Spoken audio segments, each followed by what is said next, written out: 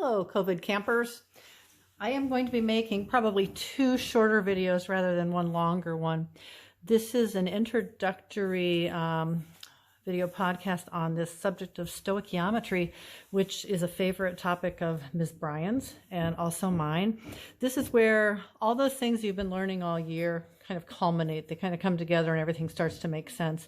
We usually are learning this in March, so you get an idea of how far behind we are, but that's okay. It is what it is. So at any rate, we have this subject that's called stoichiometry, and that looks kind of daunting, but don't worry about it. Stoichiometry. Now, the thing with stoichiometry is it's all about one thing, and that's the mole ratio. And this is what you have to really pay close attention to. This mole ratio is very important. Alrighty. So what is stoichiometry? Well, basically, it's what allows us to follow a recipe, but a recipe in chemistry. So here's a recipe that I make quite frequently. It's a crepe recipe from my daughter that lives in Belgium because she is Belgian. And you can see here that I have all the proportions of the different ingredients that I have to add. And so we know that when we're making something like this, we just don't take flour out of the cabinet and crack a bunch of eggs and just glug some milk in. What we have to do is we have to follow the recipe in these proportions. So let's say I don't want to make a full recipe. If you've had any time in the kitchen at all, what you know then is that you want to cut it in half. But when you cut something in half, you still have to have the right proportions. So you'd have to have 1 cup of flour, 2 eggs, 1/4 liter of milk, tablespoon of sunflower oil, tablespoon of sugar, and 1/4 teaspoon of salt. Your ratios are going to stay the same. So I'm having a big old party. I want to double everything. So I have 4 cups of flour, 8 eggs, etc. So when we're looking at chemistry and we're looking at a balanced chemical equation, those coefficients are going to be really, really helpful because essentially that's our recipe for what we're making. We have to know how much ingredients we need of everything we're adding and then how much we can expect to make. I know that if I have just this single recipe, I can make about 15 to 16 crepes from this recipe that are pretty big. So I know it's a pretty big recipe, okay? So in chemistry, we'd be looking at stoichiometry in a lot of different applications, but this is a space shuttle. You might remember space shuttles. They have wings and so forth, and we use them. And this is a picture of a blast off. I know it's not very good, but my printer stinks. And actually, there's 2 different fuel systems that are helping to this rocket, so to speak, to lift off. And one of those is very, very simple. We take liquid hydrogen and liquid oxygen, and we mix those together in a 2-to-1 ratio. And when those mix together, we have a lot of energy that's released, and it's really good because our byproduct is just good old everyday water. So when you have liquid hydrogen and liquid oxygen, those are really heavy components, and you have a really large space shuttle here, so you've got to have a lot of lift. So let's say, for instance, that we need to have 629,340 kilograms of oxygen to get this rocket to lift. Well, we wouldn't just dump in, let's say maybe throw in some hydrogen there, let's try this much and let's try this much. No, we look at a chemical reaction, and what we see here is that for every 2 moles of hydrogen that I put into this reaction, I'll need 1 mole of oxygen, and this is how many moles of water will form. So essentially in stoichiometry, what I'm doing is I'm taking an amount of any substance in a chemical reaction and I'm relating it to a second substance and its amount. Now it could be grams, it could be moles. Okay, so that's what we're going to be doing. Now, right here, I know it's going to be hard to see. You might have to zoom in a little bit, but I just want to caution you. This equation you're going to see here looks really horrible, and you probably want to cry right now. But what I want to show you is that it really is a very logical system. It's not rocket science, but at first you're going to be a little bit daunted. So let's say I have that 629,000 blah, blah kilograms of oxygen, and I want to find out how much hydrogen I have to add by mass. Now remember, these particles do not have the same molar mass, so I just can't put in the same mass of this oxygen. So the first thing I need to do when I'm calculating this is I need to convert from kilograms to grams of oxygen. So this conversion factor here is just a kilogram to gram conversion, oxygen. So at that point, when I have grams of oxygen, then what I want to do so that I can compare my relative amounts of moles as I have to get to moles. So I'm going to take grams of oxygen and I'm going to convert it to moles. This thing right here is just a gram to mole conversion factor, just like you were doing in the last unit. At the point where I have moles of oxygen, then I'm going to use the coefficients right here that were in my chemical equation, and I'm going to plug in the ratio of those moles to each other. So for every 1 mole of oxygen, I've got 2 moles of hydrogen that I have to have in that rocket ship. Well, I don't want moles. I want to keep solving until I get to kilograms, so I'm going to figure out how many grams there are in this many moles. So right here, I have a mole to gram conversion factor. And then again, since we're going to kilograms, I have to have a gram to kilogram conversion factor. So if you look at this cancellation, kilograms of oxygen, grams of oxygen cancel, moles of oxygen, moles of hydrogen, grams of hydrogen, and that leaves us with kilograms of hydrogen. I go ahead and I solve. So we're pulling together a lot of things that you've been learning this year. If you didn't follow that, don't worry about it. Just make sure that you keep calm. Stoichiometry is easy, and we promise. If you have not yet looked at the resources that we've given you, one of the things that you'll need to find, and if you can print it out, it'd be probably a good idea, is this is a molar mass table. And as we say, this is a gift that keeps on giving. We don't want you to be waylaid by finding molar masses. Yes, you should be able to find them, but it takes a while. And the problem is, if you have a slightly different molar mass or a way different molar mass, and you put that molar mass into your problem because you have a gram to mole or a mole to gram conversion, then what ends up happening is that you are dead wrong. There's no way you can be right in your answer. So we're trying to get you to use these so that you're more successful. So take a look at these. You don't have to print them out. I think it might be a good idea. Almost everything in this unit that we're going to be talking about is on here. There's a couple things that are maybe missing. Just calculate those just as you were taught, all right? So here's what you will need to access. And if you can print it out, I hate to say this, if you can print it out, it might be a good idea. This is a document that is going to serve as your notes, and we're going to do a little bit of interactiveness here.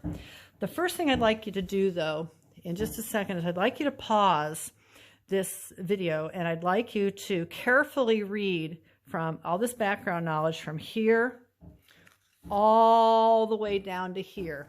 And I want you to ask yourself at that point, do you understand what the background knowledge is, and do you understand where we're going? Do you understand what a mole ratio is? So I want you to read through this on your own and then come back.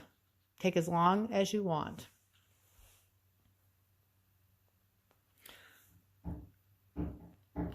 Okay, so if you hear pounding, it is because my son is making a set of shelves in the driveway right next to me, and I asked him to move, but he didn't, and I'm tired of asking. So just deal with the banging and the sawing. So reaction stoichiometry, that's what we're going to be doing. What we're going to be doing is focusing on chemical equations. We're looking at the moles that are in each of these equations, or each of these, the coefficients that are in each of these equations, because that tells us what moles is.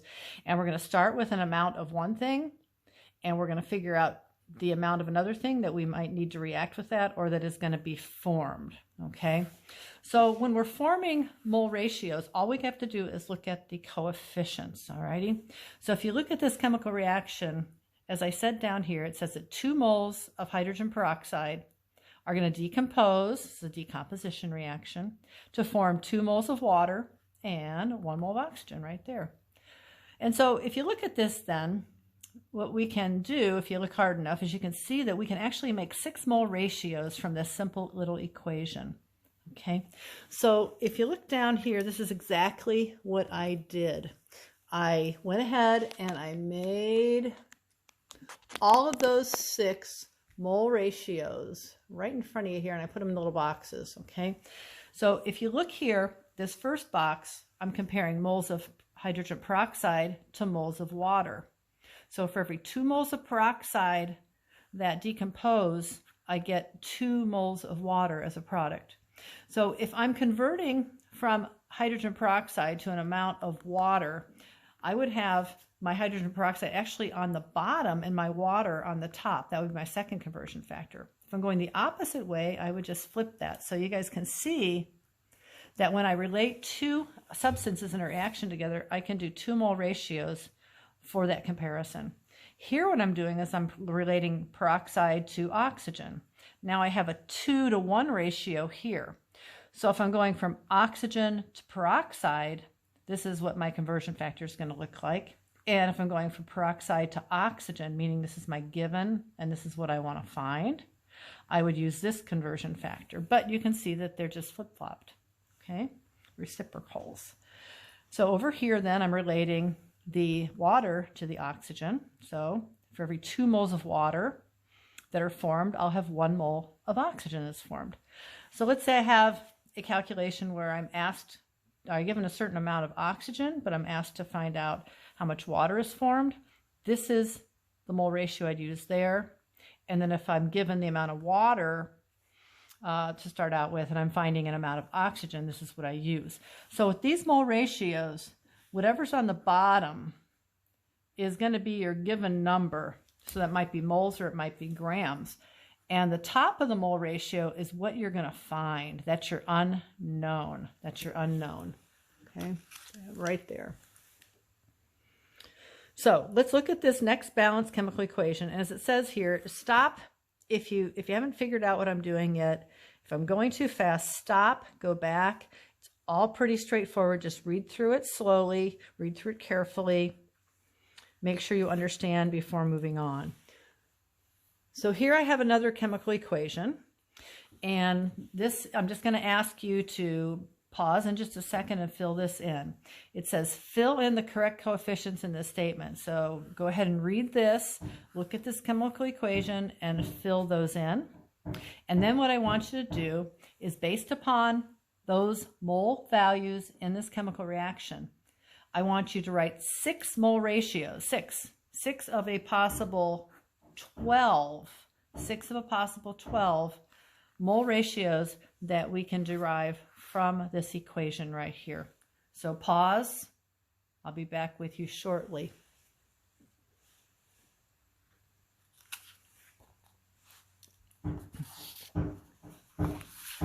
Okay, so if you would, I just put 6 random conversion factors here, and what you can see is all I'm doing is I'm just relating in this mole ratio magnesium to aluminum phosphate, here magnesium phosphate and aluminum phosphate, here aluminum, magnesium phosphate, etc., etc., etc. You can see here I flipped my magnesium aluminum mole ratio, and so I have essentially 2 mole ratios relating aluminum and magnesium. Okay, so you probably have other ones besides this. I just picked a random 6. You could get up to 12, but you don't have to do 12. You get the idea. Okay, now as I said, these mole ratios are set up specifically so that you take the given substance and you put that on the bottom of the mole ratio, and whatever substance that you're trying to find, that goes on the top of your mole ratio, and we'll come back to that.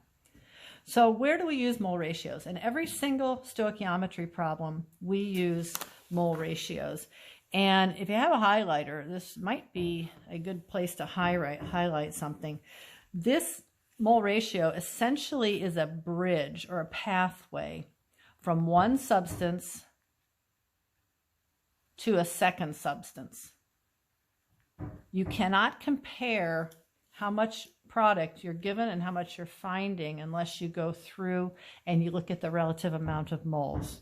Okay, so keep that in mind. We're going to be using these everywhere. Now,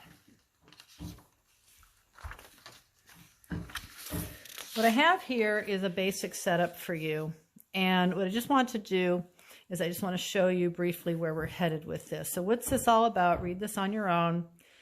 Look at this equation here. Okay, I balanced it. It's critical that equations are balanced when we're using them in stoichiometry, because these coefficients here are what we put into mole ratios. So this might be a typical problem that you would see.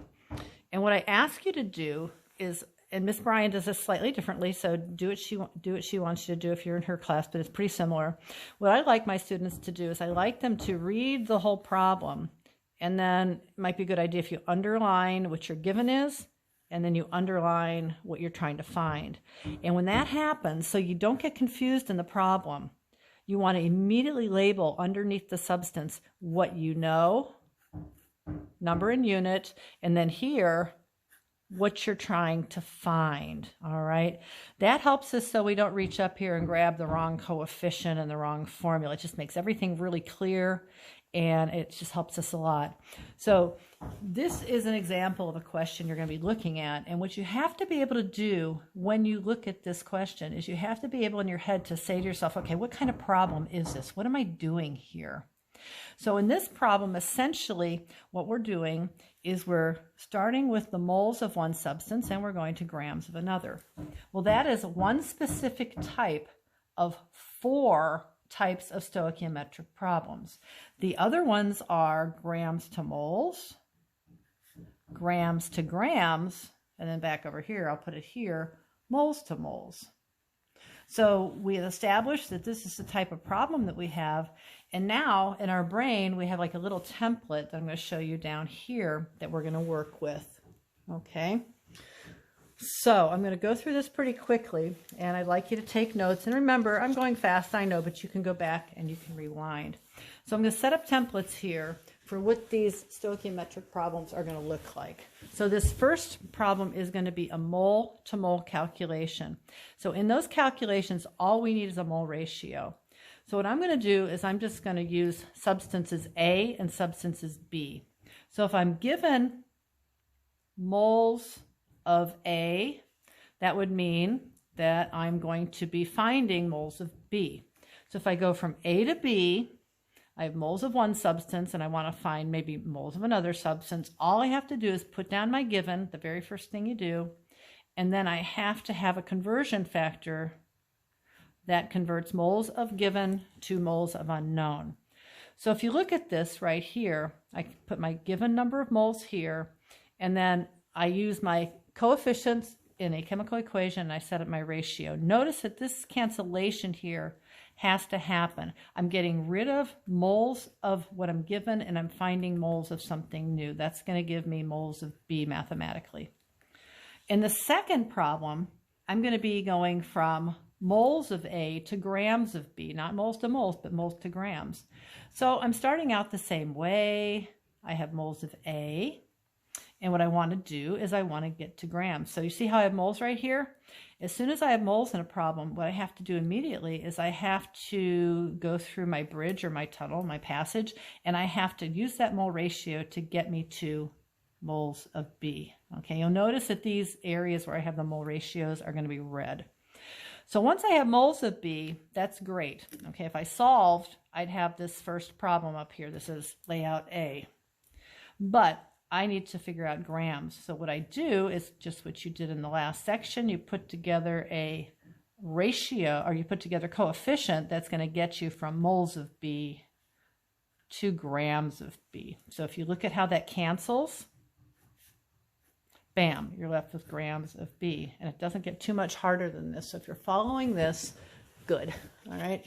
Now, the next couple here, I'm going from grams of A to moles of B. So how do I work this one out? Well, I'm given grams. So I'm going to start with A. And our mass is always going to be in grams, folks. So I'm going to start with grams here.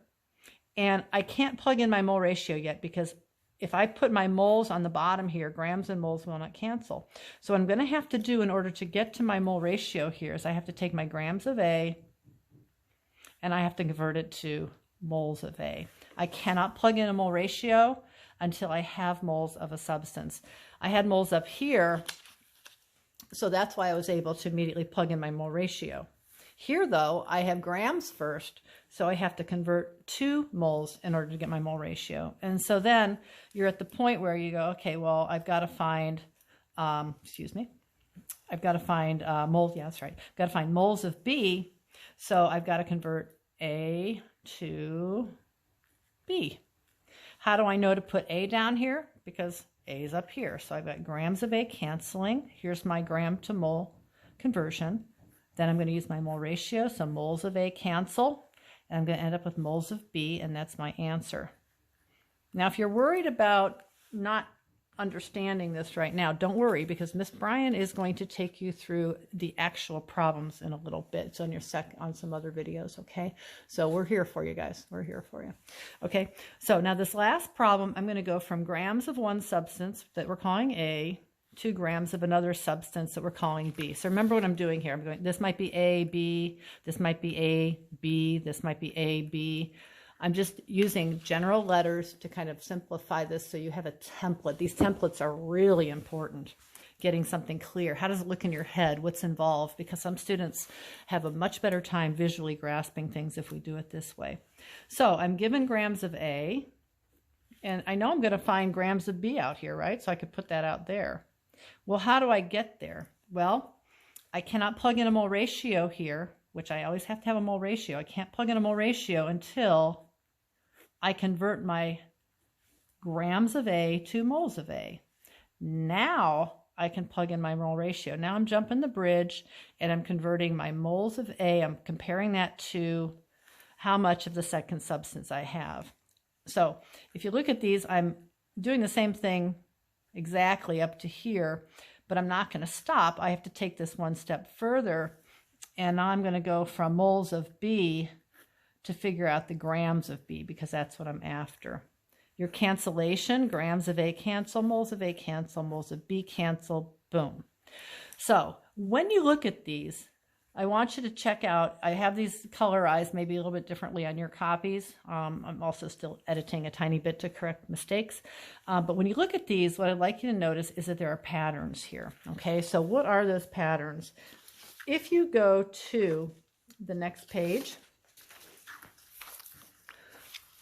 where's the next page? Oh, there we go. If you go to the next page, this is what you are going to see. Okay, so I want to stop the video right there, and you're going to go to a second video after you've absorbed everything I've already given you. And what I want you to do before you start that second video is I want you to answer these really easy questions about the layouts that you just saw. These layouts, this is A, B, this is C, and this is D. So look at the layouts and answer these questions. And I'm going to move on in part 2 to a second video.